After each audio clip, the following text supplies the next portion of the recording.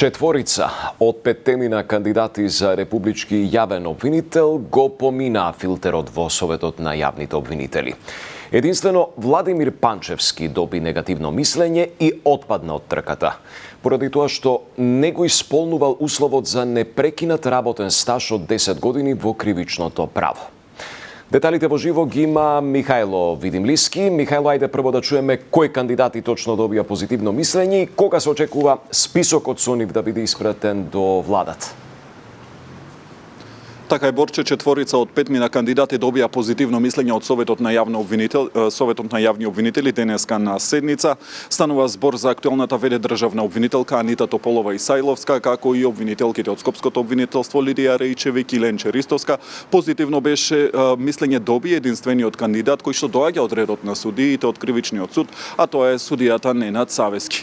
Советот на јавните обвинители уште на самиот старт го оттргна кандидатот Владимир Панчевски, поранешниот судија, со оглед на тоа што, како што било утврдено, тој има работно искуство, односно стаж од 13 години, меѓутоа има прекинена тој стаж, па затоа не го исполнува еден од посебните услови за да биде кандидат за државен јавен обвинител. Потоа поединечно се гласаше за сите кандидати, речиси сите кандидати добија поддршка од сите членови на Советот, освен Лидија Рејчевик, за која што негативно мислење, односно негативно гласаше членот на Судскиот совет Кети Петкова. За кандидатите тие образложија дека станува збор за обвинители со интегритет кои што имаат големо работно искуство, се соочувале и работеле и се уште работат на тешки предмети. Истото го посочија и за судијата Ненад Савески, со оглед на тоа што доаѓа од судот, имаа само пофални зборови за неговата работа од она што можеа да го имаат како увид.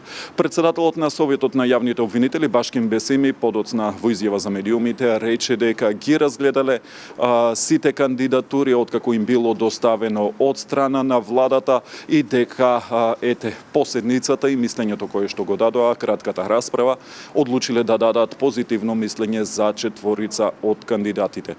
Кога ова мислење, Борче, сега формално треба да биде доставено до владата, па оттаму само еден кандидат да биде доставен до собранието, не се знае, се очекува во текот на следните неколку денови. Во продолжение овде да ја слушнеме изјавата на председателот на Советот на јавните обвинители Башким Бесими. Дадовме позитивно мислење.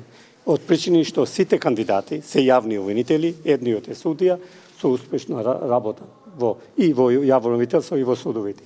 И не можевме како членови да ги делиме, зашто сите се по 20-30 години или 15 години обвинители. И затоа дадавме позитивно мислење. Ние сите овие кандидати претежно ги знаеме. Од причини што и последниот кандидат бил јавен обвинител, значи ние сме од иста бранжа, ги знаеме.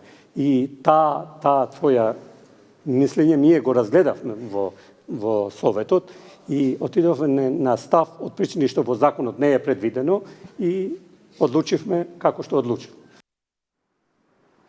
Со рокови единствено беше врзан Советот на јавните обвинители, откако ќе го добие барањето од влада во рок од 15 дена да даде мислење позитивно или негативно за сите кандидати за државен јавен обвинител.